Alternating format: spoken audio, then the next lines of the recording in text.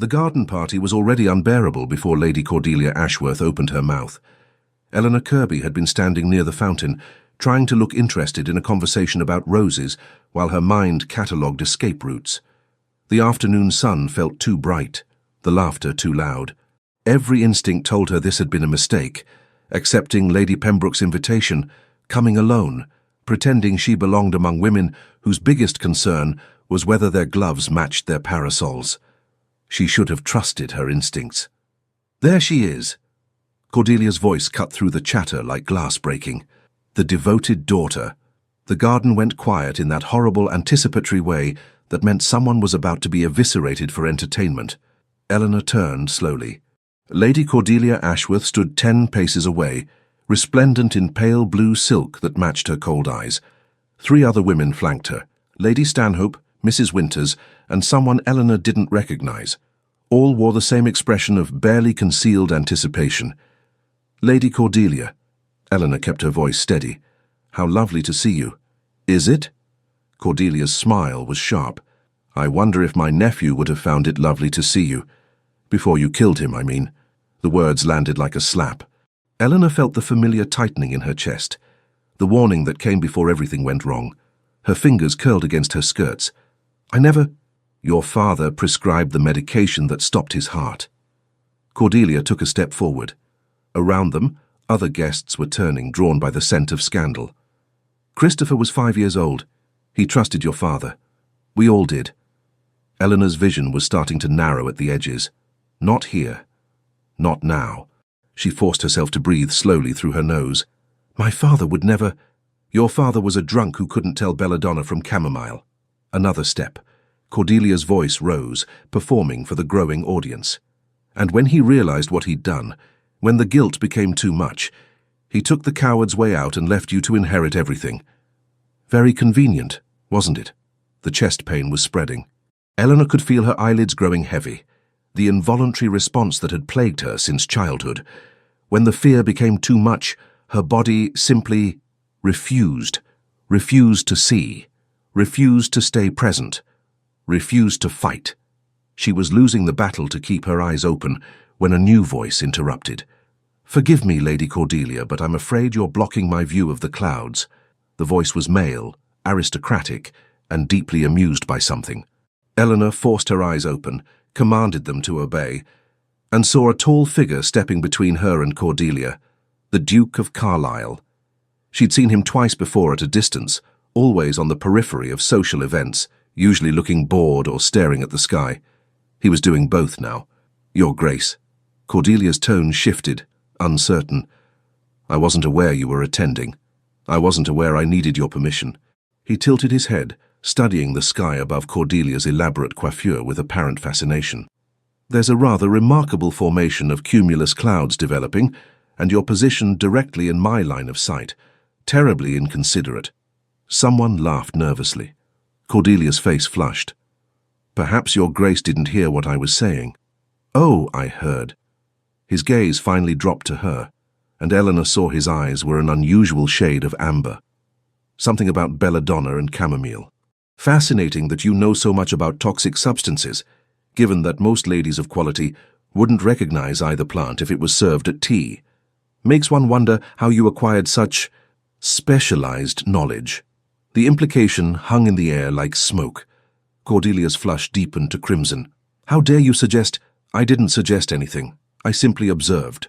He smiled, but it didn't reach his eyes. Observation is rather a specialty of mine. For instance, I observe that you're still blocking my view, and that this entire conversation is preventing Miss Kirby from enjoying Lady Pembroke's excellent lemonade, and that your nephew, poor child, was treated by at least 3 physicians before his death, not just one rural doctor. All quite observable if one bothers to look. He turned then, dismissing Cordelia entirely, and offered Eleanor his arm. Miss Kirby, would you care to walk with me? I believe there's a better vantage point near the East Terrace for observing the weather. Eleanor's chest still felt tight, her hands still trembled, but the crushing weight had eased.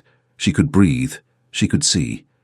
She placed her hand on his arm, feeling the solid warmth of him through the fabric of his coat.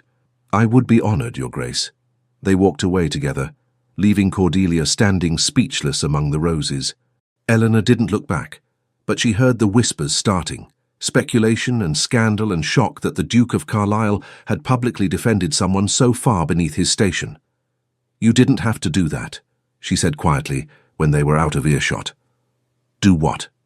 "Intervene, defend me, risk your reputation by associating with 'I didn't defend you.'" He sounded genuinely puzzled. "I defended my ability to watch clouds in peace. You were simply in the vicinity." He glanced at her. "Also, Lady Cordelia is tedious, and I enjoy making tedious people uncomfortable. It's one of my few pleasures." Despite everything, the humiliation, the fear, the trembling in her hands, Eleanor almost laughed. "You're very kind." "I'm not kind at all. I'm self-interested and easily bored." They reached the terrace and he released her arm, immediately turning his attention to the sky. "Look there. See how the edges are darkening? We'll have rain before sunset. Heavy rain, I suspect." Eleanor followed his gaze. The clouds were indeed darkening, their white peaks turning grey. You can tell that just by looking. One can tell a great deal by looking if one pays attention. He pulled a small leather notebook from his coat pocket and made a notation. Most people don't pay attention. They're too busy concerning themselves with who wore what to which ball and who was seen speaking to whom. Exhausting way to live. And you concern yourself with clouds. Among other things. He glanced at her again, and this time his expression was more serious. "You were about to faint back there, or something like it." It wasn't a question. Eleanor's throat tightened. "I have episodes. When I become overwhelmed." "What kind of episodes?" No one had ever asked so directly. Most people either pretended not to notice or whispered about hysteria and feminine weakness behind her back. I close my eyes. I can't help it. It's as if my mind decides it would rather not see what's happening and simply refuses. He considered this, still looking at her with that same analytical attention he'd given the clouds. Interesting. Most people find it disturbing. Most people are idiots. He tucked his notebook away. The human body is remarkably intelligent. If your mind believes closing your eyes will protect you, then it's doing exactly what it should. Survival mechanism. Eleanor stared at him. In 3 years of society dismissing her episodes as theatrics or madness, no one had ever called them intelligent. However, he continued, it does leave you rather vulnerable when people like Lady Cordelia are shouting at you in gardens. Have you considered simply hitting people who upset you? I find it more effective than fainting. This time she did laugh, though it came out shaky. I don't think ladies are supposed to hit people. Ladies aren't supposed to do a great many things, yet here we are. He offered his arm again. Come, the rain will start soon, and you look as though you could use somewhere quiet to recover before you have to face that mob again. She should refuse. Should thank him politely and make her excuses and never see him again. Getting close to a duke, especially one as peculiar as Carlisle, would only invite more scandal, more speculation, more attacks like Cordelia's. But her hands were still shaking, and the thought of walking back through that garden alone made her chest tighten again. "Thank you," she whispered, and took his arm. They walked in silence toward the house. Eleanor was intensely aware of the whispers following them, the eyes tracking their progress. The Duke seemed oblivious, or perhaps simply unconcerned. He was humming something under his breath, some melody she didn't recognize. "Your Grace," she said quietly, "why did you really help me?" He was quiet for several steps. When he finally answered, his voice had lost its amused edge. "Because I know what it's like to be blamed for something you couldn't control, and because Lady Cordelia's certainty annoyed me." Certainty usually means someone has stopped thinking. Before Eleanor could respond, Lady Pembroke herself appeared at the terrace doors, looking flustered. Your Grace, Miss Kirby, I do apologize for that unpleasantness." "No need to apologize, Lady Pembroke. Your roses are excellent, your lemonade is adequate, and your guest list is delightfully volatile." He released Eleanor's arm and bowed. "Miss Kirby, thank you for the conversation. I hope we meet again under less dramatic circumstances." He strode away before Eleanor could respond, leaving her standing with their hostess, who looked torn between mortification and excitement at having witnessed such a scene. "Well," Lady Pembroke said faintly, "the Duke has never spoken to anyone at my parties before. Usually he just stands in corners and stares at the sky. You must have made quite an impression." Eleanor doubted that very much. She suspected the Duke would have intervened for anyone being publicly attacked. simply because conflict interested him more than clouds.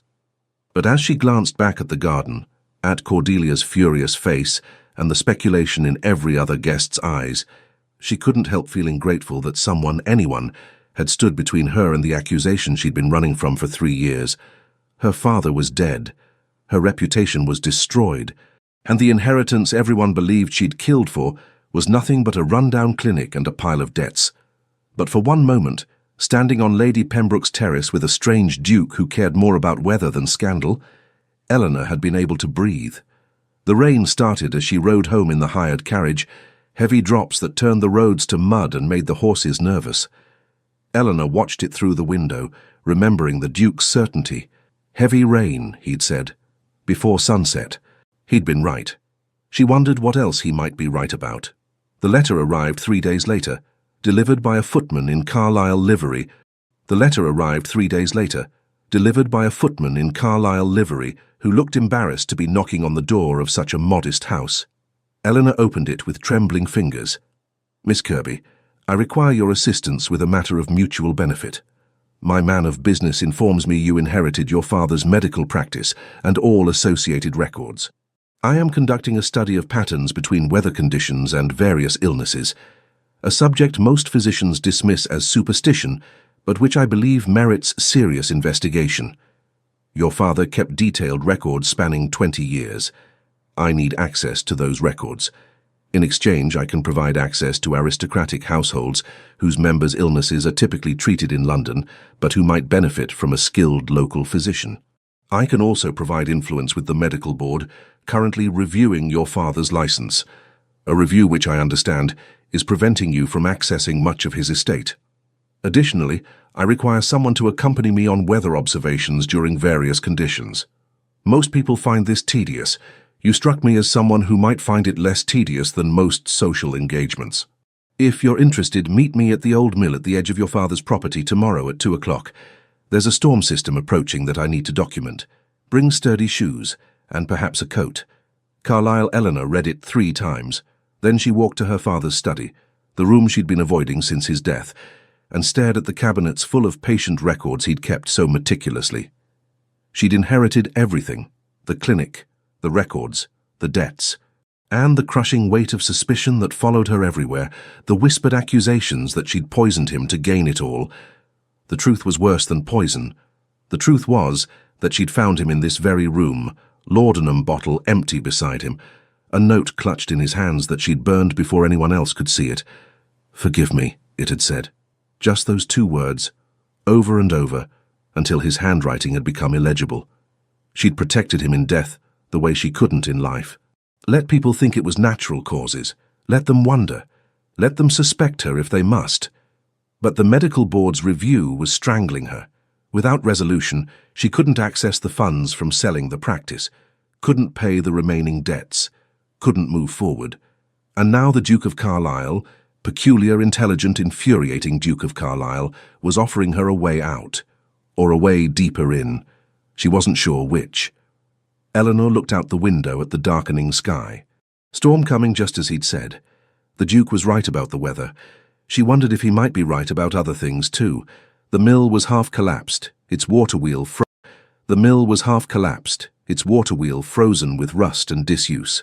Eleanor arrived exactly at 2 o'clock, wearing her most practical dress and her father's old coat, which was too large but waterproof. The Duke was already there, standing at the edge of the mill pond with his notebook open, writing something with intense concentration. He'd dispensed with his formal coat and stood in shirt sleeves and waistcoat, apparently unconcerned that it had started to drizzle. "You came," he said without looking up. "You offered me access to the medical board. I offered you many things. Most women would have focused on the social access." He glanced at her finally. "Good. You wore practical clothes. The women I usually attempt to recruit for these observations show up in silk and complain about their hair." "You've recruited women before?" "Twice. Both times were disasters. One fainted when lightning struck nearby. The other spent the entire storm talking about a ball she'd attended the previous week." He closed his notebook. "I have higher hopes for you. Because I'm already socially ruined? Because you asked intelligent questions about clouds?" He gestured toward the sky. "Tell me what you see." Eleanor looked up. The clouds were dark grey, moving fast, their edges ragged. A storm. Not just a storm. Look at the layers. See how some are moving east while others are moving north? That's called wind shear. It means the atmosphere is unstable, different air masses colliding. It's going to be violent. As if to punctuate his words, thunder rumbled in the distance. Now, he continued, tell me what you observe about your own body. Eleanor frowned. I'm cold. Besides temperature, she paid attention. My heart is beating faster. My hands feel clammy. Fear response. Your body recognizes danger and prepares to respond. He looked at her directly. What happens when that response becomes overwhelming? I close my eyes. Exactly. Which would be perfectly reasonable if a tiger were charging at you. Closing your eyes and playing dead might save your life. But in a social situation it makes you vulnerable. He gestured around them. Out here, however, with just the storm and me, that response is unnecessary. Your body can recognize that the danger is minimal. You're trying to desensitize me. I'm trying to give you options. He opened his notebook again. I need you to time the lightning strikes, count the seconds between flash and thunder. It will give me distance calculations. Can you do that with your eyes open? It was such a simple challenge, such a straightforward task. Eleanor found herself nodding. Good. When you see the flash, start counting. When you hear the thunder, tell me the number. They stood together in the increasing drizzle, waiting. Eleanor was hyper-aware of him beside her, the focused way he watched the sky, the small movements of his pencil across paper, the complete lack of judgment in his posture. The first lightning strike lit the sky like a crack in the world. 1, Eleanor said. 2, 3, 4. Thunder crashed. 4 seconds. Excellent. Approximately 1 mile away. He wrote it down. Next one. They timed 6 strikes. 6 times Eleanor kept her eyes open, despite every instinct screaming at her to shut out the threat. 6 times she succeeded. Well done, the Duke said as the rain began in earnest. Your first successful storm observation. Is that what this was? Eleanor was soaked now, her hair plastered to her face, her father's coat heavy with water. An observation? Among other things, he closed his notebook and tucked it inside his waistcoat to protect it. I also wanted to see if you could work with me without fainting or gossiping. Congratulations, you passed both tests. I'm honored by your confidence. He grinned at her sarcasm. You should be. I'm notoriously difficult to please. He started walking toward the mill's overhang for shelter. Come, let's discuss our arrangement before we both drown. They stood under the rotting roof, rain drumming around them. Up close, Eleanor could see details she'd missed at the garden party. The small scar through his left eyebrow, the ink stains on his fingers, the way his hair curled when wet. I need systematic access to your father's records, he said. 20 years of patient data, organized by season, weather conditions, and diagnosis. In exchange, I'll use my influence to resolve the medical board's review. I'll also provide introductions to families who need a physician and aren't particular about gender. I'm not a physician. I assisted my father, but I have no formal training. Neither do most physicians. They simply have arrogance and a university degree. He leaned against the mill wall. You have practical experience and your father's records. That's worth more than Latin. Eleanor's throat tightened. Most people think my father's records are worthless, that he was incompetent. Most people are wrong. His voice gentled slightly. I've already done preliminary research, Miss Kirby. Your father's diagnostic accuracy was remarkable. His treatment protocols were ahead of contemporary practice. Whatever happened at the end, whatever tragedy Lady Cordelia is using to destroy you, it doesn't erase 20 years of excellent medicine. The words hit somewhere tender. Eleanor looked away, blinking against tears that had nothing to do with rain. You don't know what happened. I know that good physicians sometimes make terrible mistakes. I know that guilt can be more fatal than poison. And I know that you're being punished for something you didn't do. He paused. Am I wrong? No, she whispered. Then help me prove it. Help me show that your father's work had value, that his records contain patterns no one else has documented, that his death, however it happened, doesn't diminish everything he built. It was such a simple offer, such a practical arrangement. But Eleanor heard the deeper promise underneath. I see you. I believe you. I'm willing to fight for you. No one had offered that in 3 years. "What do you need from me?" she asked. "Access to the records. Assistance organizing them by date and weather condition. Your presence during observations. I need someone to document while I measure." He smiled slightly. "And perhaps occasional conversation that isn't about gloves or gossip. That's all? That's everything." He held out his hand. "Do we have an agreement?" Eleanor looked at his hand. Scarred knuckles, ink-stained fingers, elegant despite the calluses. A hand that had defended her publicly and now offered partnership privately. She took it. "We have an agreement." His grip was firm, warm despite the rain. "Excellent. We start tomorrow. I'll come to the clinic at 10 o'clock. Prepare the records from March through May of last year. There was unusual rainfall that spring, and I want to see if there's a correlation with respiratory illnesses. You're very specific." "I'm very thorough." He released her hand but didn't step back. "One more thing, Miss Kirby. This partnership requires honesty. If you have one of your episodes while we're working, tell me. Don't hide it. Don't be ashamed. Just tell me, and we'll stop until you're ready to continue. You won't think I'm hysterical. I'll think your body is protecting itself the only way it knows how." He smiled, and this time it reached his eyes. "I've spent my entire life being called eccentric for caring about clouds. I'm not going to judge you for closing your eyes." The rain was falling harder now, turning the mill pond into a chaos of ripples. Lightning flashed again, closer this time, and Eleanor felt the familiar tightening in her chest. But this time, she didn't fight it. She simply observed it, the way the Duke observed storms. "Thank you," she said, "for this, for believing me." "I don't believe you." At her shocked expression, he clarified, "I don't need to believe you. I know you're telling the truth. There's a difference." Eleanor didn't understand the distinction, but something in her chest loosened anyway. They ran through the rain back toward the road where both their horses waited. By the time Eleanor mounted, she was thoroughly soaked, her hair a disaster, her father's coat impossibly heavy. But she was also smiling. The Duke noticed. "What's amusing? I just realized I survived an entire storm with my eyes open." His answering smile was bright as lightning. "Yes, you did." He rode away toward Carlisle House, leaving Eleanor alone in the rain, watching his figure disappear into the grey distance. For the first time since her father's death, she felt something besides grief and fear. She felt curiosity. She felt purpose. She felt seen. The Duke arrived at precisely 10 o'clock the next morning. Accompanied by 2 footmen carrying empty crates. Eleanor had been awake since dawn, organizing her father's records, trying to make sense of years of meticulous notation written in his increasingly shaky hand. "Miss Kirby." The Duke surveyed the clinic's main room, the examination table, the glass-fronted cabinet full of instruments, the desk piled with papers and ledgers. "Impressive. How many patients did your father treat annually?" "Nearly 300. More during epidemic years. And he documented every case, every single one."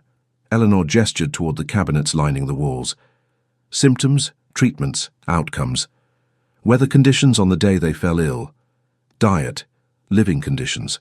Everything he could observe." The Duke's expression transformed into something almost reverent. "This is extraordinary. This is—" He strode to the nearest cabinet and pulled out a ledger at random, flipping through pages covered in her father's careful writing. "This is exactly what I need." For the next hour they worked in focused silence. Eleanor pulled records while the Duke organized them into categories: respiratory, digestive, fever, injury. The footman carried crates back and forth to the Duke's carriage, removing records to be copied at Carlisle House. "You'll have them back within a fortnight," the Duke said. "I've hired 3 clerks to make duplicates. Your father's originals won't leave my study." "You're having them copied?" "Of course, I'm eccentric, not criminal." He was reading a case study from 5 years ago, his brow furrowed. "Your father was documenting a connection between barometric pressure and joint pain. Look here, he notes that patients with old injuries consistently reported increased pain 12 hours before storms. He was seeing patterns no one else was looking for." Eleanor moved to read over his shoulder. The page detailed an elderly farmer whose shoulder, broken 20 years earlier, would ache before weather changes. Her father had documented 50 separate incidents, each with precise timing and atmospheric conditions. He used to say the patients knew more than the physicians. Eleanor said softly. That we should listen to their bodies. He was right. The Duke set the ledger aside carefully. Most physicians dictate to patients. Your father learned from them. They continued working until nearly noon, when Eleanor realized she hadn't eaten since yesterday. The Duke noticed her slight sway and immediately called for a break. There's an inn nearby, he said. Unless you're concerned about being seen with me. I think that concern became irrelevant at Lady Pembroke's garden party. Fair point. He offered his arm with exaggerated formality. Miss Kirby, would you do me the honor of sharing a meal while we discuss weather patterns and social ruin? She laughed despite herself. You make it sound so appealing. I'm told I have a gift for making things sound either more or less appealing than they are. I've never determined which. The inn was quiet at this hour, and the proprietor, an older woman named Mrs. Davies, who had been one of her father's patients, greeted Eleanor warmly and eyed the Duke with undisguised curiosity. They sat in a corner booth, and the Duke ordered enough food for 4 people. I wasn't sure what you'd prefer, he said at Eleanor's expression, so I ordered everything. Do you always make decisions this way? When I'm uncertain, yes. Thorough experimentation is the foundation of scientific method. He leaned back, studying her. Tell me about your father. Not the physician, the person. Eleanor tensed. Why? Because I'm about to spend significant time studying his work. I'd like to understand the mind behind it. It was such a reasonable request, such a clinical reason. But Eleanor felt the familiar tightening in her chest anyway. He was complicated. Most interesting people are. He was brilliant, patient, kind to people who couldn't pay him. She paused. He was also haunted by every patient he couldn't save, every mistake, every limitation of his knowledge. That's what made him good. That's what killed him. The words came out sharper than intended. The Duke was quiet for a moment. When he spoke, his voice was gentler than she'd heard before. Did he take his own life? Eleanor's hands clenched beneath the table. Yes. And you found him? Yes. And you've been protecting his reputation ever since, even though it's destroying yours. She looked up sharply. How did you? Because I would do the same thing. He met her eyes directly. My younger brother drowned when he was 12. I was supposed to be watching him. I was 15 and I was watching clouds instead, tracking a storm system moving across the lake. By the time I noticed he'd gone swimming, it was too late. Eleanor's breath caught. I'm sorry. Everyone's sorry. No one talks about it. We all pretend it was a tragic accident, as if Robert simply decided to drown on a lovely summer afternoon. His jaw tightened. But I know the truth. I know I failed him. And I've spent 15 years studying weather patterns that might help predict dangerous conditions, might save someone else's younger brother, might make his death mean something. That's why you do this. The observations, the research. That's why I do everything. He looked away. Guilt is a powerful motivator. Their food arrived, breaking the moment. They ate in silence for several minutes. Eleanor watched the Duke methodically work through his plate. He ate the way he observed weather, with complete focus and attention to detail. Your father felt guilty too, he said finally, about something specific. That's why he documented everything so carefully. He was trying to find the pattern, trying to understand what went wrong. Eleanor's throat tightened. How do you know? Because that's what I do. And his records read like someone trying to solve a puzzle, trying to find the variable he missed, the treatment he should have prescribed, the symptom he should have seen. The Duke looked at her. What happened? What was he trying to fix? She shouldn't tell him. Shouldn't trust him with the truth that could destroy what remained of her father's legacy, but he'd already trusted her with his own guilt. His own ghost. Children, she whispered. 7 children died within 2 weeks 3 years ago, all under 10 years old, all with similar symptoms, fever, convulsions, respiratory failure. My father treated every one of them, and every one of them died. The Duke's expression sharpened. That's when Lady Cordelia's nephew died. Christopher was the last one. The others were from working families, coal miners' children, farmers' children, no one with social influence, no one who could demand investigations or answers. Her voice shook. But when Christopher died, when a lady's nephew died receiving the same treatment as common children, suddenly people wanted answers. What was the treatment? A standard fever remedy. Willow bark tincture. prepared the same way my father had prepared it for 20 years, the same treatment he'd used successfully on hundreds of other patients. Eleanor's hands were trembling. But something was wrong with that batch. Something was contaminated or improperly mixed. And those 7 children paid the price. Did your father know it was contaminated? Not until the 7th child died. By then he'd destroyed the remaining tincture, but he analyzed what residue remained. He found traces of something. He was never certain what, but enough to know that he'd unknowingly poisoned 7 innocent children. The Duke was quiet for a long moment. That would destroy anyone. It destroyed him. He spent 2 years trying to trace the contamination, trying to understand how it happened. He stopped sleeping, stopped eating properly, started drinking laudanum for the nightmares. Eleanor's voice broke. And then one morning, I found him in his study, empty bottle beside him, no note except... She stopped. Except what? Forgive me. Over and over, until his handwriting failed. And you burned it. She looked at him sharply. How? Because if anyone else had seen it, they would have known it was suicide, which would have confirmed guilt in everyone's eyes. You protected him the only way you could. The Duke's expression was unreadable. But Lady Cordelia still blames you. She needs someone to blame. Her nephew died and someone should pay. Eleanor's laugh was bitter, and I inherited everything. The clinic, the records, the money from selling medications. In her mind, I profited from those deaths. Did you? I inherited debt. The medications barely covered costs. The clinic generates no income without a licensed physician, and the medical board has frozen everything pending their investigation. She met his eyes. I didn't kill my father for money, Your Grace.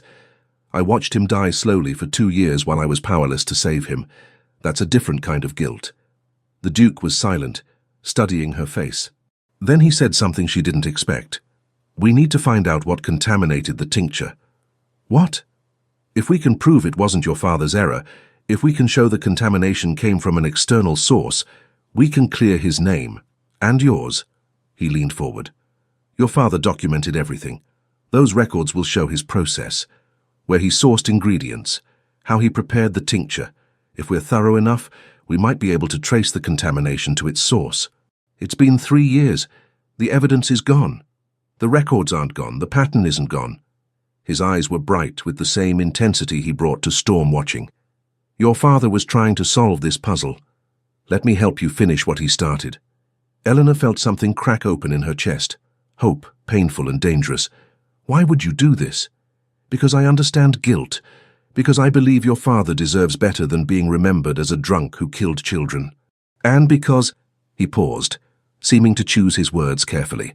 Because you deserve better than spending the rest of your life hiding from accusations you don't deserve. You barely know me. I know you survived a public attack without fainting. I know you kept your eyes open during a storm even though your body was screaming at you to close them. I know you've been protecting your father's memory at the cost of your own reputation. He smiled slightly. That's enough to know you're worth defending. The words settled between them like a promise. Mrs. Davies brought more tea, clearly trying to eavesdrop but too polite to ask direct questions. After she left, Eleanor said quietly, If we do this, if we investigate, we might find something worse. We might find evidence that confirms his guilt. Then we'll know the truth. Isn't that better than doubt?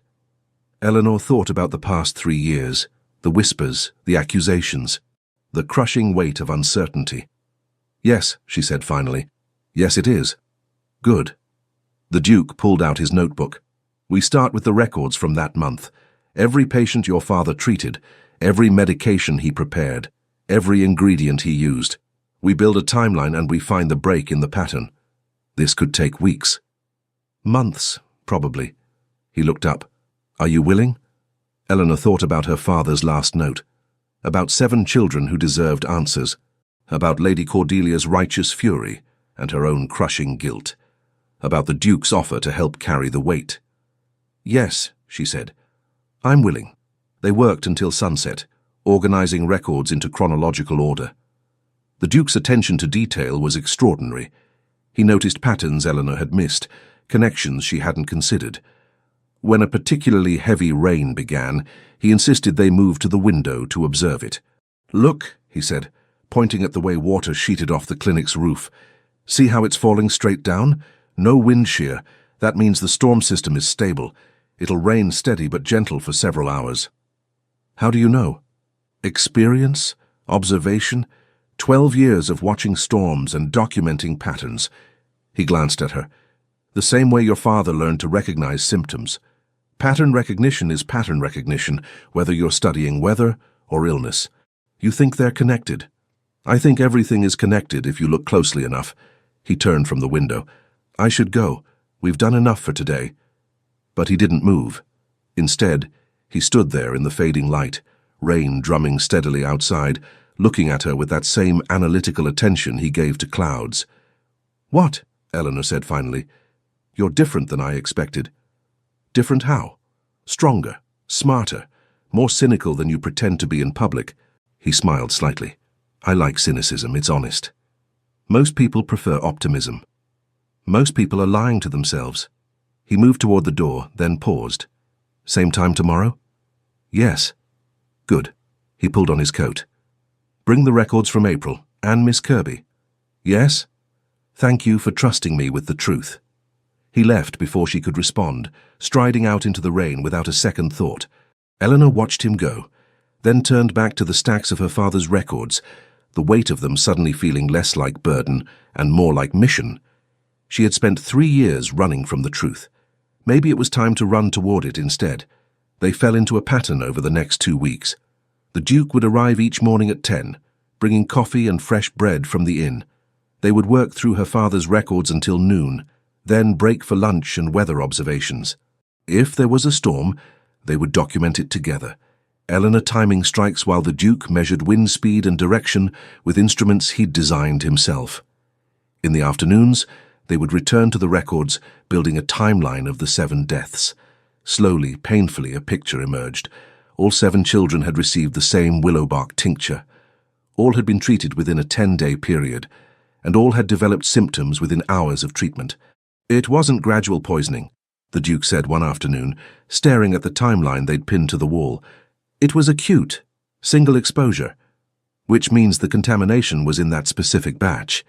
Yes, now we need to trace where your father sourced his ingredients that month. He turned to Eleanor. Did he grow his own willow bark? No. He purchased it from an apothecary in London, Thornbury's, on Cheapside. They supplied most of the rural physicians in this region. Did he purchase anything else that month? Eleanor consulted the ledgers. Just the bark. He made everything else from plants he grew himself. Then we need to know if other physicians received contaminated supplies from Thornbury's. The Duke started making notes. I'll send inquiries to every rural practice within 50 miles.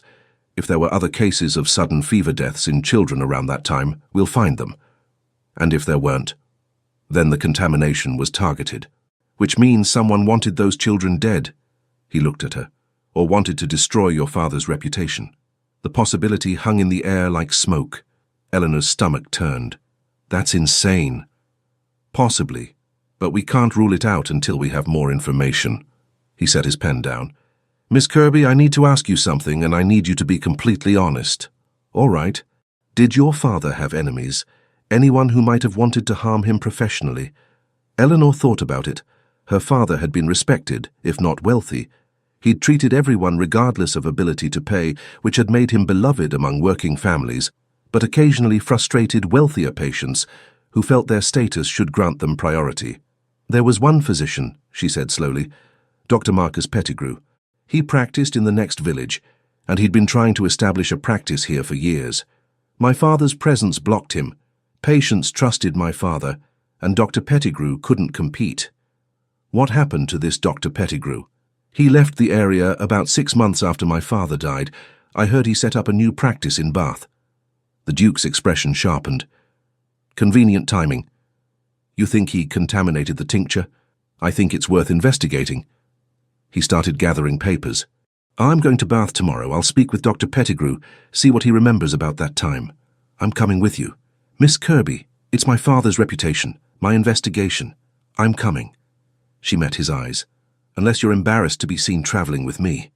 I'm never embarrassed by things that make other people uncomfortable, he smiled. Fine. We leave at dawn. Bring practical clothes. Bath is fashionable, and I intend to horrify everyone by bringing a woman who doesn't care about fashion. Eleanor laughed. Over the past 2 weeks, she'd learned that the Duke's sense of humor was his armor, the way he kept people at a distance while appearing completely open. But occasionally, when he forgot to maintain the performance, she saw glimpses of something deeper: loneliness, determination, a fierce intelligence that had nowhere to direct itself except clouds and patterns.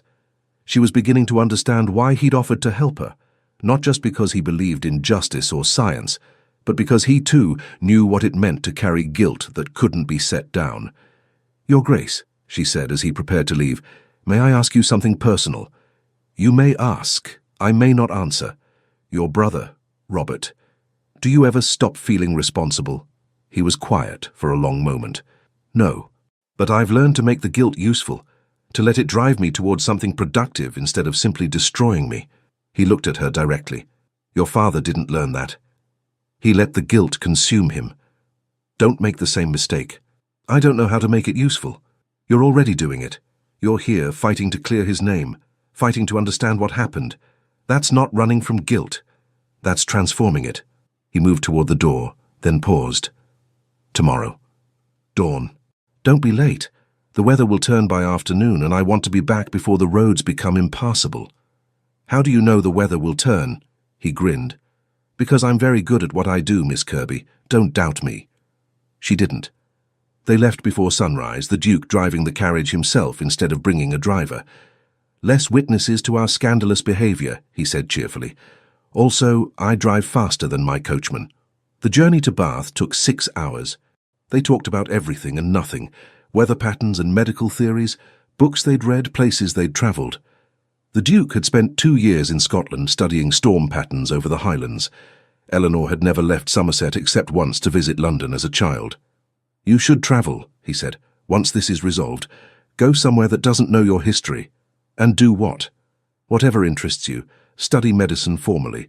Write about your father's work. Throw rocks at Lady Cordelia's window." He glanced at her. "You're 27 and unattached.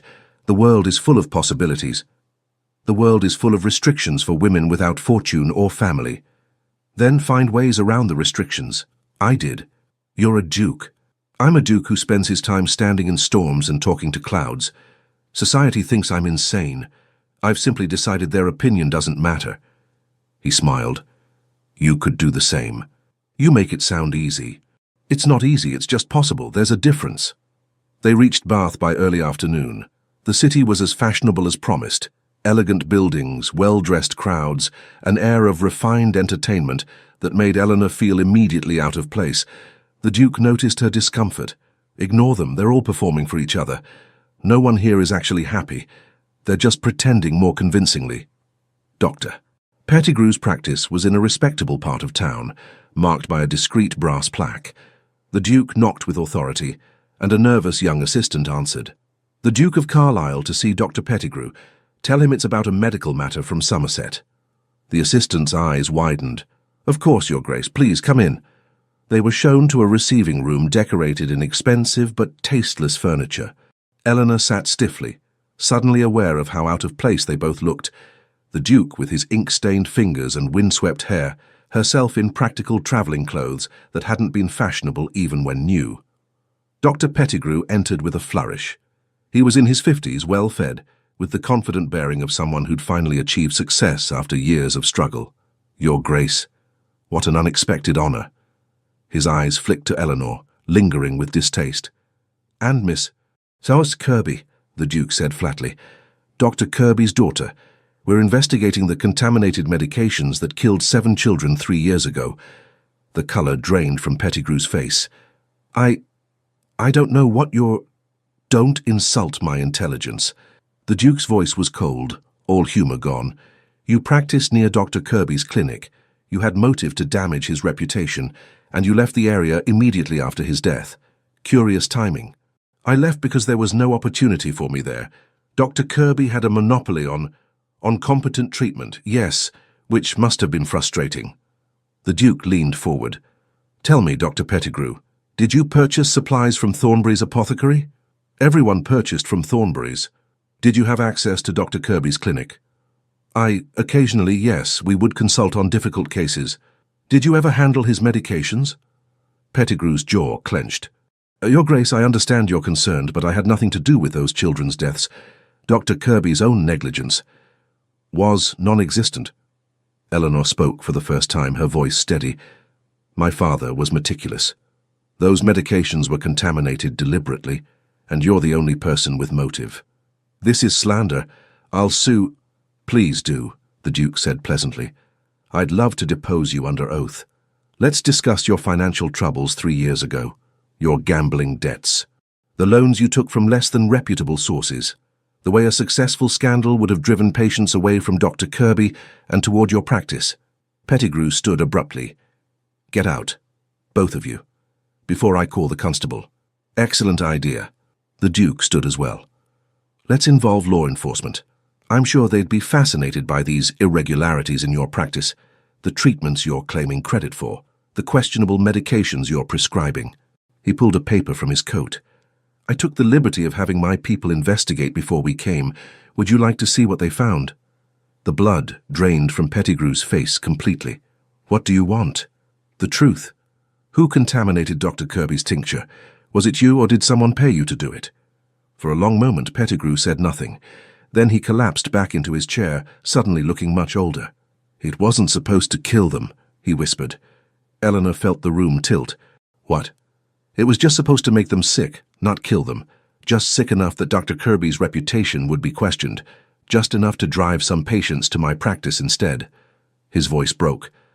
I didn't mean for them to die. I swear I didn't mean... But they did die. The Duke's voice was ice. 7 children died because you wanted to steal patients from a better physician. I never meant... Pettigrew looked at Eleanor, his eyes pleading. You have to believe me. I never meant for it to go that far. I just wanted... You wanted what belonged to someone else, and you were willing to hurt children to get it. Eleanor's voice shook with rage. You destroyed my father. You destroyed those families. And for what? A practice? Money? I was desperate. I had debts. Everyone has debts. Not everyone murders children to pay them. The Duke handed Pettigrew a piece of paper. You're going to write a full confession, every detail, how you accessed Dr. Kirby's clinic, how you contaminated the tincture, how much you added, everything. And if I refuse, then I'll destroy you systematically. I'll inform the medical board. I'll tell every patient you've treated in Bath. I'll make certain your name becomes synonymous with incompetence and murder. The Duke leaned close. Or you can confess, face justice, and perhaps salvage some shred of dignity. Your choice. Pettigrew wrote the confession with shaking hands. It took 20 minutes. When he finished, the Duke read it carefully, then folded it into his coat pocket.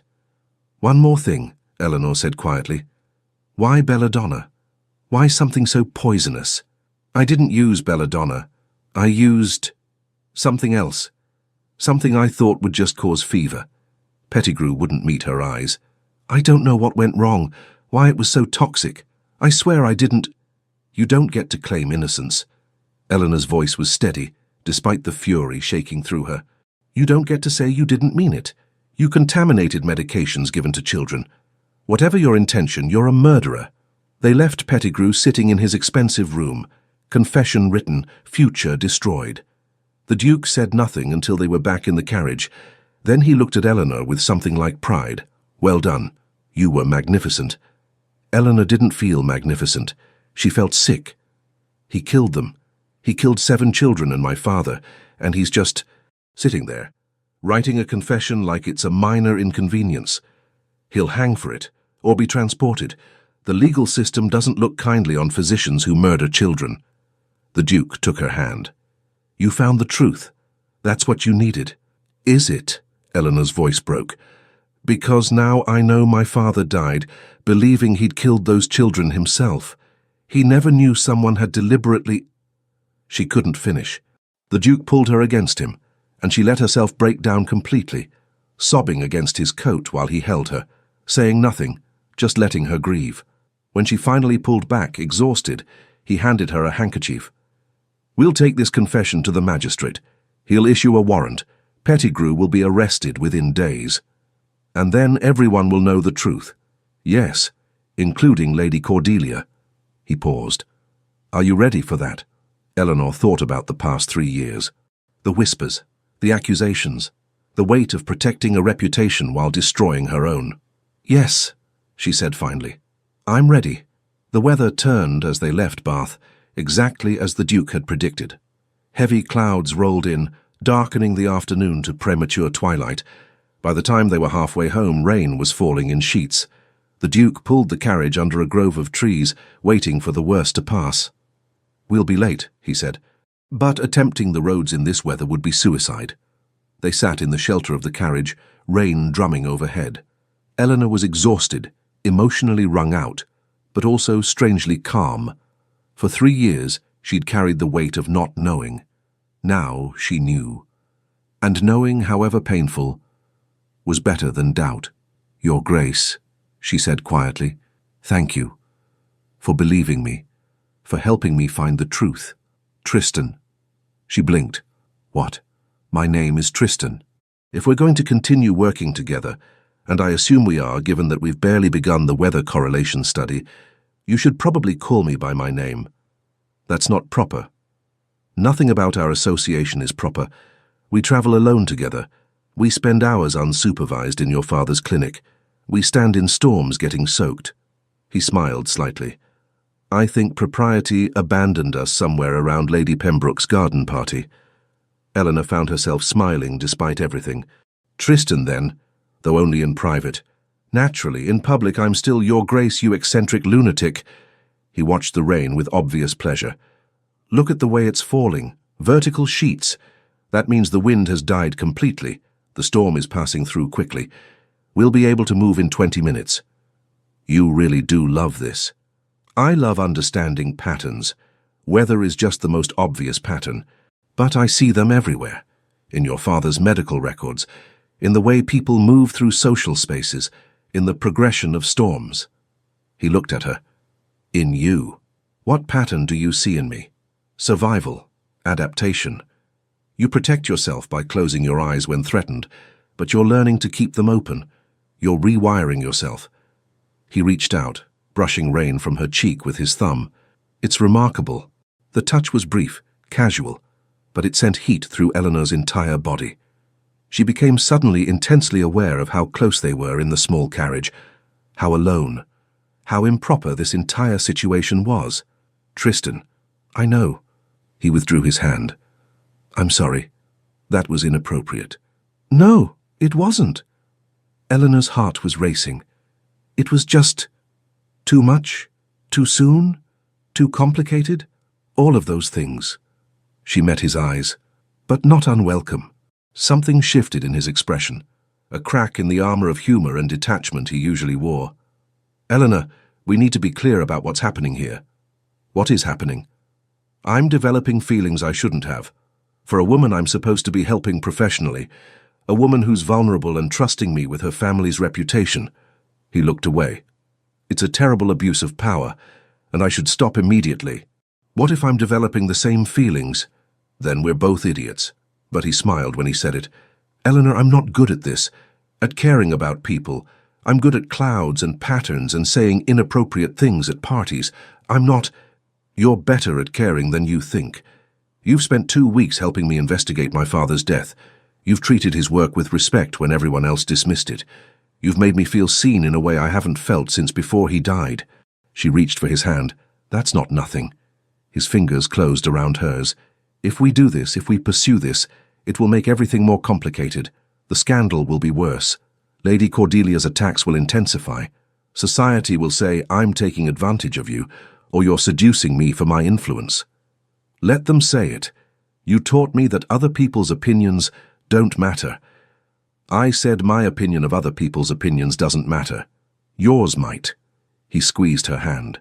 I don't want you to suffer more because of me. I'm already suffering. At least this way I'd be suffering with someone who makes me laugh. She smiled. And who can predict weather with disturbing accuracy. It's not disturbing. It's scientific. It's both. The rain was easing. Tristan watched it for a moment, then turned back to her. All right, but we do this carefully, slowly. We finish the investigation first. Clear your father's name. Deal with Pettigrew's arrest. Then, if you still want this, we see what happens. And if Lady Cordelia attacks again, then I'll defend you again. More publicly this time." His thumb traced small circles on her palm. "But Eleanor, you need to understand what you're risking. Associating with me won't make your life easier." "I don't want easier, I want honest." She looked at their joined hands. "I want someone who sees me. Not the scandal, not the ruined reputation. Just me. I do see you. Every stubborn, brilliant, determined part of you." He lifted her hand to his lips, pressing a brief kiss to her knuckles. "Which is why I'm terrified of hurting you." "You won't." "I might. I'm not good at this, Eleanor. At letting people close. At being vulnerable. I've spent 15 years keeping everyone at a distance. Then we'll learn together." She smiled. Slowly, carefully, with scientific method and careful observation. He laughed, some of the tension easing from his shoulders. "You're mocking me?" "I'm speaking your language." The rain had stopped. Tristan released her hand reluctantly and returned to the driver's seat. As they continued toward home, Eleanor watched the clouds breaking apart, revealing patches of evening sky. She'd set out this morning looking for truth about her father's death. She'd found it. Painful, devastating truth. But she'd also found something else, something she hadn't been looking for and didn't know she needed. She'd found someone who made her want to keep her eyes open, even when it hurt, even when it was terrifying, even when every instinct screamed to shut out the world and hide. She wanted to see what happened next. The next 3 weeks moved with brutal efficiency. The Duke, Tristan, in private, took Pettigrew's confession to the magistrate. A warrant was issued. Pettigrew was arrested in Bath and brought back to Somerset to face trial. The scandal was immediate and explosive. Lady Cordelia appeared at Eleanor's clinic 2 days after Pettigrew's arrest, her face pale with shock. "Is it true? Did Dr. Pettigrew confess?" Eleanor faced her across the same examination table where her father had treated Christopher 3 years ago.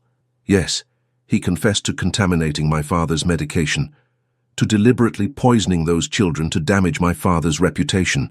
Cordelia swayed. "But why? Why would he?" "Because he wanted patience, money, success." Eleanor's voice was steady. "My father didn't kill your nephew, Lady Cordelia.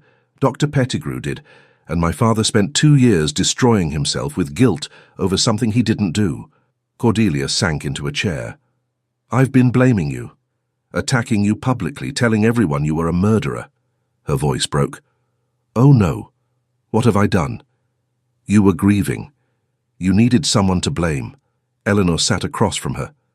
"I understand that. But your grief doesn't excuse destroying my life." "No, it doesn't." Cordelia looked up, tears streaming down her face. "Miss Kirby, I don't know how to. I don't want your apology." The words came out harder than Eleanor intended. "I want you to stop. Stop spreading rumors. Stop attacking me at parties. Stop trying to convince the medical board to revoke my father's license posthumously." "I will. I swear I will." Cordelia's hands trembled. "Is there anything I can do? Any way to make amends?" Eleanor thought about it. About 3 years of isolation and accusation. About her father's suicide. About 7 dead children and a murderer who'd hidden behind professional courtesy. "Yes," she said finally. "You can tell the truth. Publicly. You can tell everyone that my father was innocent. That he was a skilled physician who was deliberately sabotaged by a jealous colleague.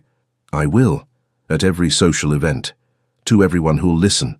Cordelia stood, seeming to age years in moments.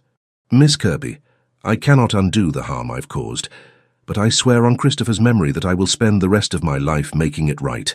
After Cordelia left, Eleanor sat alone in the clinic, surrounded by her father's instruments and records. She'd wanted this moment for 3 years, vindication, truth, justice, but now that it had arrived, she felt strangely empty. Her father was still dead, the children were still dead, and no amount of truth could bring them back. Tristan found her there an hour later, staring at nothing.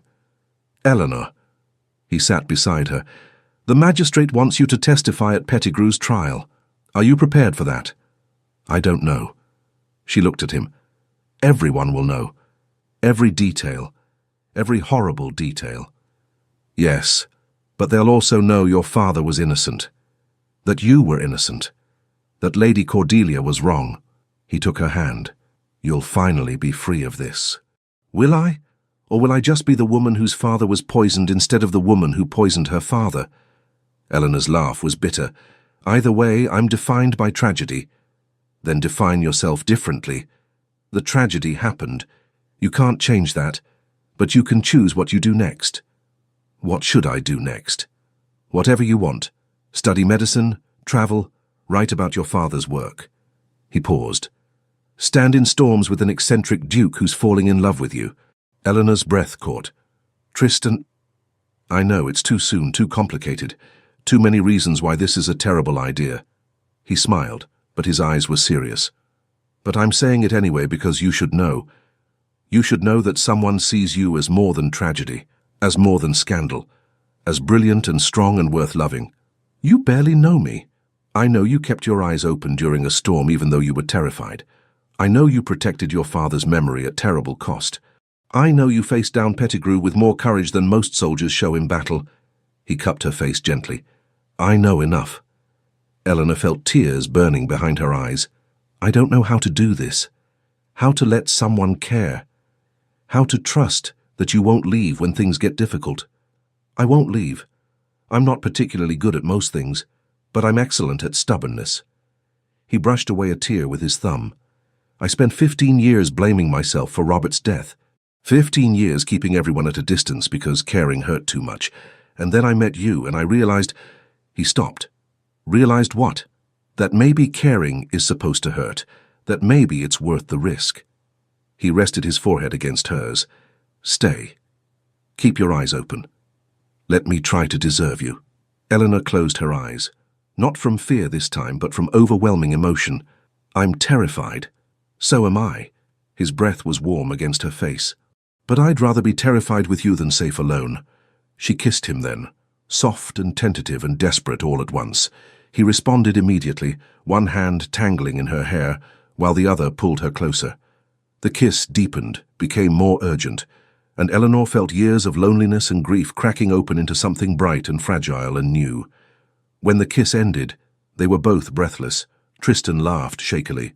That was worth the scandal? Worth everything. He pressed his forehead to hers again. Eleanor, I need you to understand what we're doing. If we continue this, if we make this public, the gossip will be vicious. They'll say you seduced me for my protection, that I'm taking advantage of your vulnerability, that we're both mad. Let them. You say that now. I mean it. She pulled back to look at him directly. I've spent 3 years caring what people think, protecting my reputation, hiding from scandal, and it's made me miserable. I'd rather be scandalous and happy than proper and alone. You're certain? No, but I'm willing to try. She smiled, slowly, carefully, with scientific observation. He laughed and kissed her again, slower this time, deeper. When storm clouds gathered outside the window, they watched together. Eleanor timing the lightning while Tristan documented wind patterns, working together, learning together, choosing each other despite every reason not to. Pettigrew's trial lasted 4 days. Eleanor testified on the 3rd day, describing her father's meticulous practices, the timeline of deaths, the devastating aftermath. Tristan sat in the gallery, his presence a steadying weight, and every time Eleanor felt her composure slipping, she would look at him and remember. Stay present, keep your eyes open, you're not alone. The jury deliberated for less than an hour, guilty on all counts. Pettigrew would hang. Eleanor felt no satisfaction, just exhausted relief that it was over. Lady Cordelia testified as well, publicly recanting every accusation she'd made against Eleanor and her father. The newspapers ran stories about the terrible injustice and the tragic victims of professional jealousy. Suddenly, Eleanor was no longer a scandal. She was a sympathetic figure, a wronged daughter, a woman who'd suffered nobly while fighting for truth. She hated it, hated being reduced to narrative, hated having her private grief dissected in public. They'll forget soon enough, Tristan said as they walked through his estate gardens a week after the trial. Some other scandal will emerge, and you'll be yesterday's news. Is that supposed to be comforting? It's supposed to be realistic. He squeezed her hand. But while you're still interesting, we should probably discuss our future. Eleanor's heart jumped. Our future? Don't look so panicked. I'm not proposing. Not yet, anyway. He smiled at her expression. But we need to make decisions. About your father's clinic. About the research we're conducting. About whether you want to be publicly associated with me or keep our relationship private. What do you want? I want you to be happy and safe and free from scandal if that's what you prefer. He stopped walking, turning to face her. But if I'm being honest, which seems like a good policy in relationships, I want everyone to know you're mine. I want to attend events with you on my arm. I want to stand in storms with you while society whispers about how mad we both are. He touched her face. I want to choose you publicly, Eleanor, but only if you want that too. Eleanor thought about it. About 3 years of hiding. About the freedom she'd felt standing in storms with him. About the way he made her feel seen and known and valued. I want that too, she said quietly. But I'm still afraid. Of what? That you'll realize I'm not worth the scandal. That you'll get bored. That you'll... She stopped, but he understood. That I'll leave, like your father left. His voice was gentle. Eleanor, I can't promise I'll never hurt you. I can't promise I'll always know the right thing to say or do, but I can promise I won't abandon you. Not when things get difficult, not when society turns on us, not ever. How can you be so certain? Because I spent 15 years alone. I know exactly how miserable it is, and I know that being with you, even when it's complicated and scary and difficult, is infinitely better than being alone. He kissed her forehead. You're worth fighting for, worth the scandal, worth everything. Thunder rumbled in the distance. They both looked up automatically, reading the clouds. Storm coming, Eleanor said. Big one. We should head inside. But neither of them moved. They stood together in the garden as the first drops began to fall, watching the sky darken, feeling the wind pick up. Race you to the summer house, Tristan said suddenly, grinning like a child. They ran together through the rain, laughing, soaked within seconds. The summer house was small and sheltered, its windows rattling with wind. They collapsed inside, breathless and dripping. That was idiotic, Eleanor gasped. That was perfect. Tristan was watching her, his expression soft. You're perfect. I'm soaking wet and probably getting ill. Still perfect. He pulled her close and she went willingly, pressing against his warmth. Eleanor, I need to tell you something. What? I love you. Completely.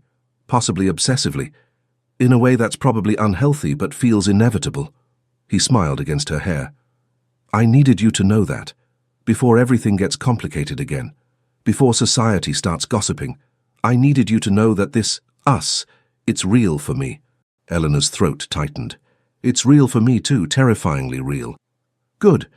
Fear means it matters.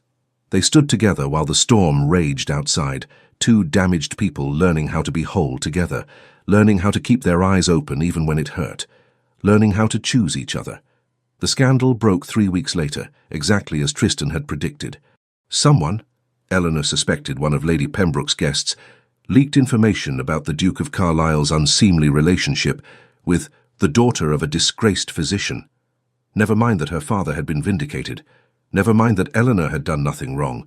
The story was too good to resist. Wealthy Duke, poor woman, scandalous association. The gossip was vicious. Eleanor was called a seductress, an opportunist, a woman using tragedy to snare a title. Tristan was called mad, inappropriate, a man throwing away his reputation for a woman beneath his station. Eleanor wanted to hide, wanted to close her eyes and disappear into the safe darkness where nothing could hurt her. Instead, she kept them open, kept working, kept living. Tristan appeared at her clinic the morning after the scandal broke, carrying coffee and newspapers. Have you read them? He asked. Every awful word. Good. Then you know exactly how predictable society is. He spread the papers across her father's desk. Look, they're all saying the same things. Disgraceful. Inappropriate. Social suicide. Not a single original thought among them. That's supposed to make me feel better. It's supposed to make you realize their opinions are worthless. They're not actually thinking. They're just repeating the same tired narratives. He looked at her seriously. Eleanor, I need to know if you want me to step back. If this is too much. If you'd rather end our association and rebuild your reputation without me complicating things. Is that what you want? Never. But I want you to be happy more than I want you to be mine. Eleanor thought about the past month. The investigation, the trial, the slowly growing certainty that Tristan saw her, not the scandal, not the tragedy, but her. The real her, complicated and scared and determined. I don't want you to step back, she said firmly. I want you to stay. I want everyone to know we're together. I want... She stopped, suddenly shy. What do you want? You, publicly. Scandal and all. She smiled. Let them talk. Let them judge. I choose you anyway. His expression transformed, relief and joy and love all mixed together. You're certain? Completely. Then we do this properly. He pulled a small box from his pocket. I was going to wait. Be sensible. But I've never been particularly good at being sensible. Eleanor's heart stopped. Tristan, marry me. Not because of the scandal, not because society expects it, but because I love you and I want to spend my life standing in storms with you and studying impossible patterns and making each other laugh. He opened the box, revealing a simple gold band set with a single stone, grey like storm clouds. Marry me and let me choose you every single day for the rest of our lives. Eleanor's eyes filled with tears. People will say I seduced you, that I trapped you, that you're making a terrible mistake. People are idiots, we've established this. He smiled. Say yes, Eleanor. Keep your eyes open and say yes. She looked at him.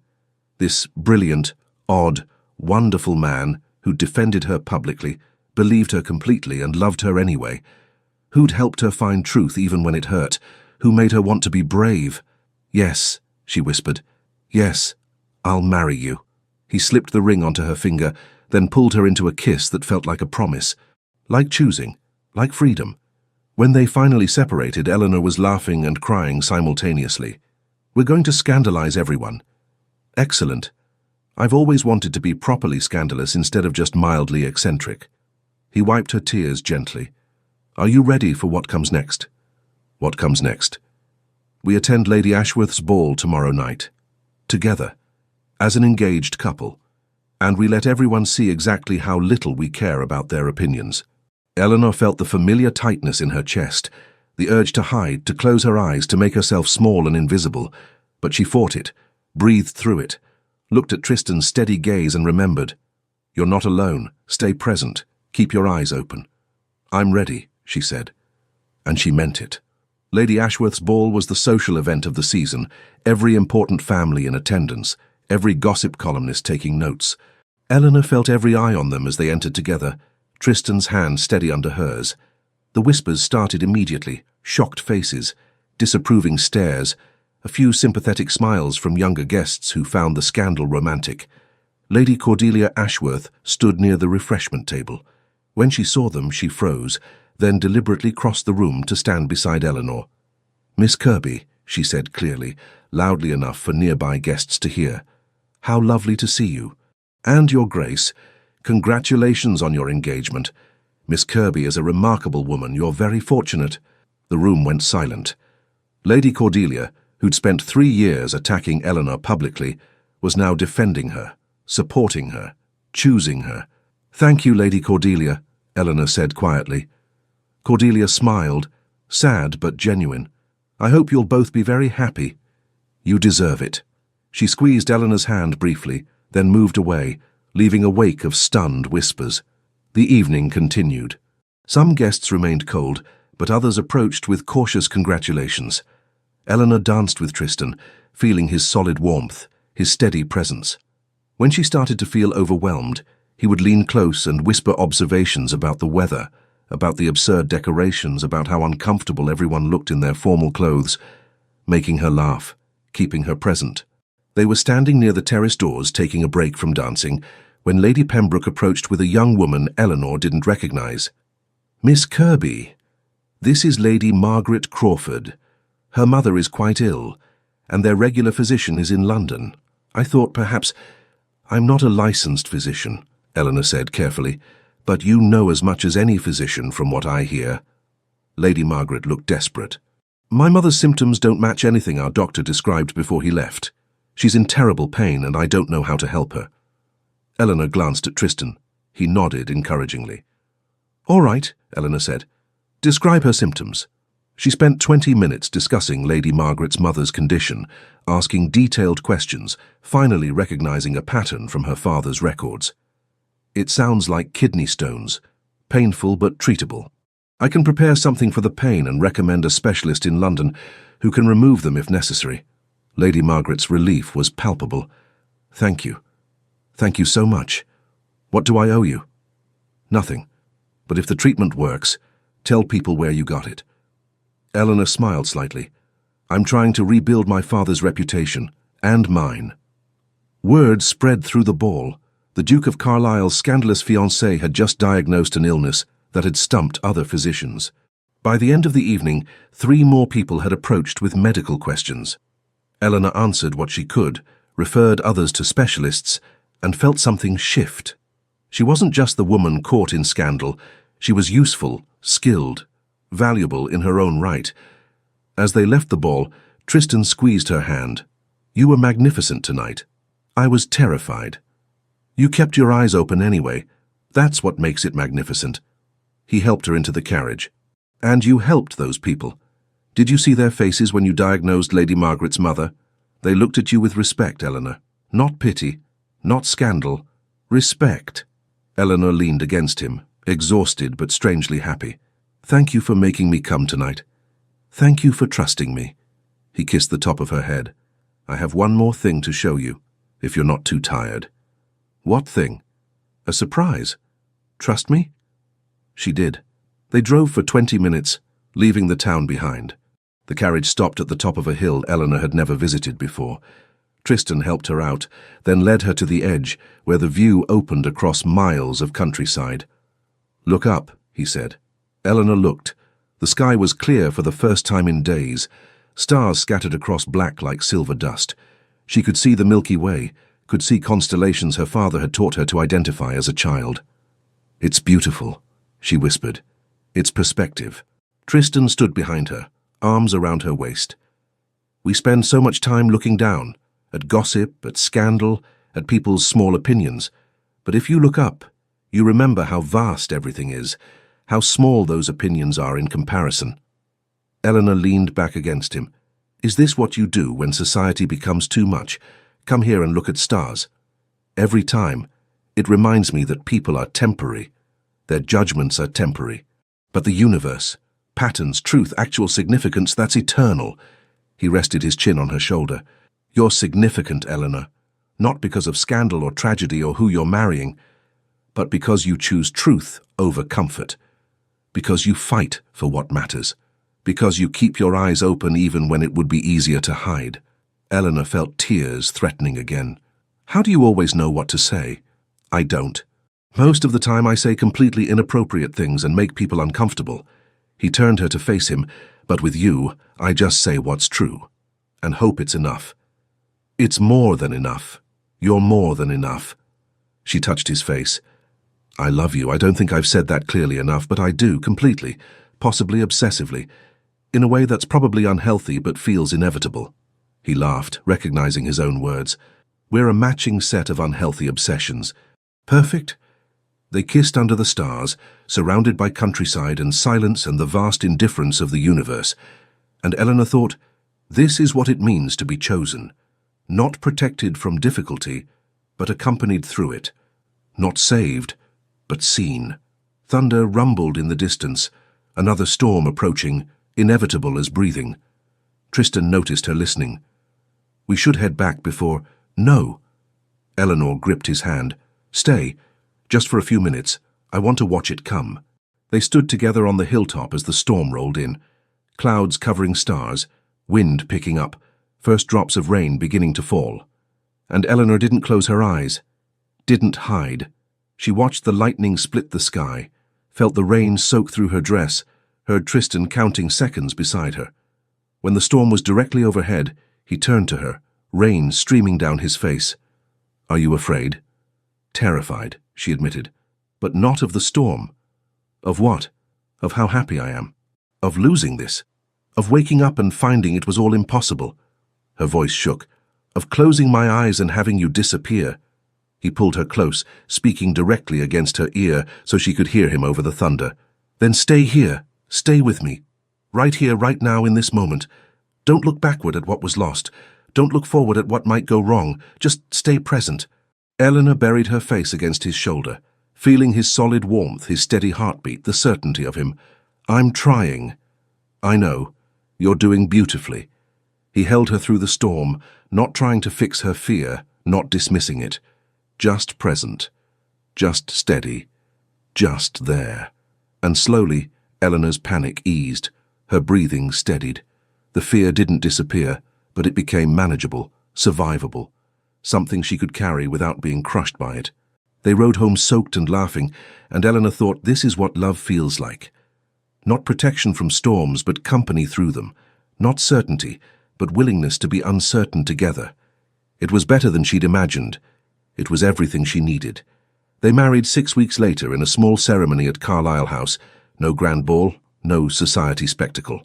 Just close friends, Lady Cordelia, whose attendance sparked its own round of gossip, and Lady Margaret's mother, fully recovered from her kidney stones and deeply grateful. Eleanor wore her mother's dress, altered to fit. Tristan wore formal attire but forgot his cravat, claiming it was too restrictive for proper breathing. The ceremony was brief. The vows were traditional. But when Tristan slipped the ring onto Eleanor's finger, he whispered something only she could hear. "Thank you for keeping your eyes open." She smiled through happy tears. "Thank you for giving me something worth seeing." They spent their wedding night at the summer house where they'd sheltered during that first storm, watching weather patterns and talking until dawn. It was unconventional. It was perfect. It was them.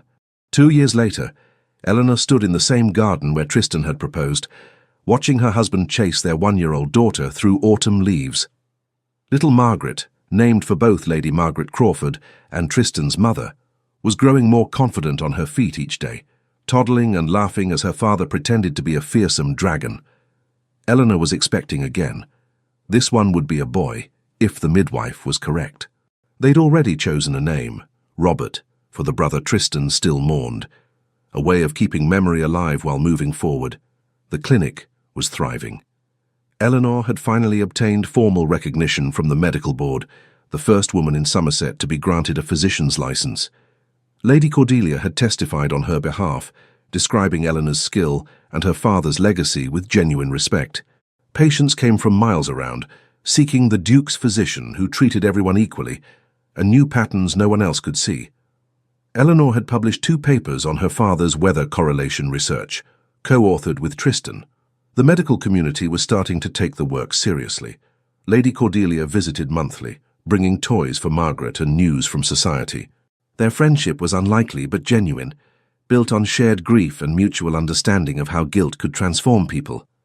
Tristan looked up from dragon duties and caught Eleanor watching. "Come play with us. I'm pregnant. I don't play anymore, I waddle." "Waddling is playing, it's just slower playing."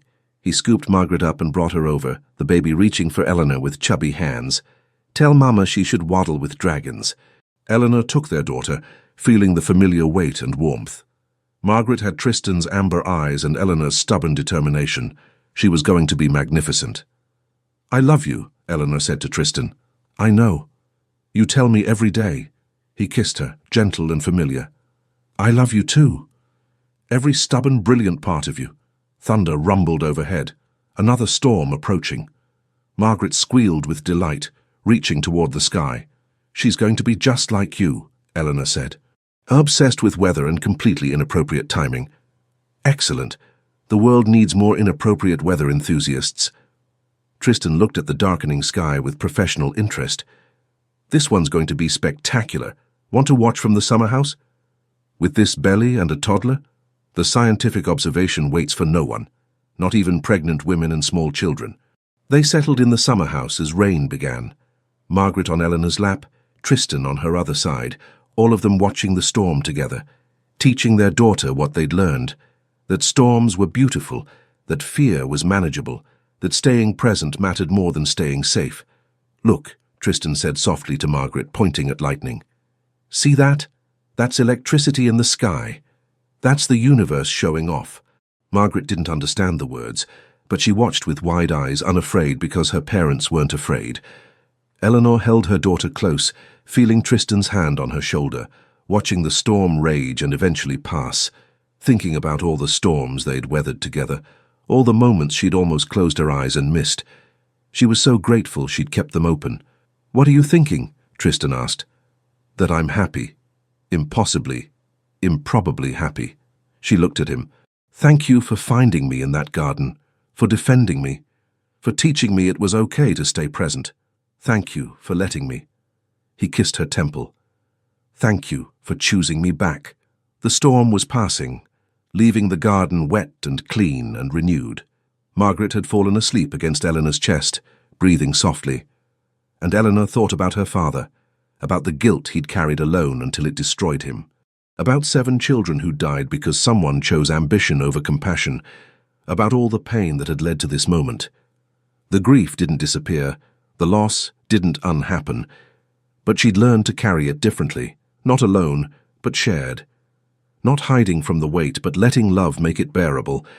She'd learned to keep her eyes open, to stay present, to choose connection over safety. And it had given her everything. Thank you for staying through this story, for witnessing Eleanor and Tristan find each other through storms both literal and metaphorical. Their journey reminds us that healing isn't about forgetting pain, but about learning to stay present through it. About finding people who make us want to keep our eyes open, even when closing them feels safer. If their story moved you, I'd love to hear your thoughts in the comments. What moment resonated most? Would you like to see more stories about imperfect people choosing each other despite scandal and doubt? And don't forget to like, subscribe, and turn on notifications so you never miss a story about love, redemption, and the courage to stay present.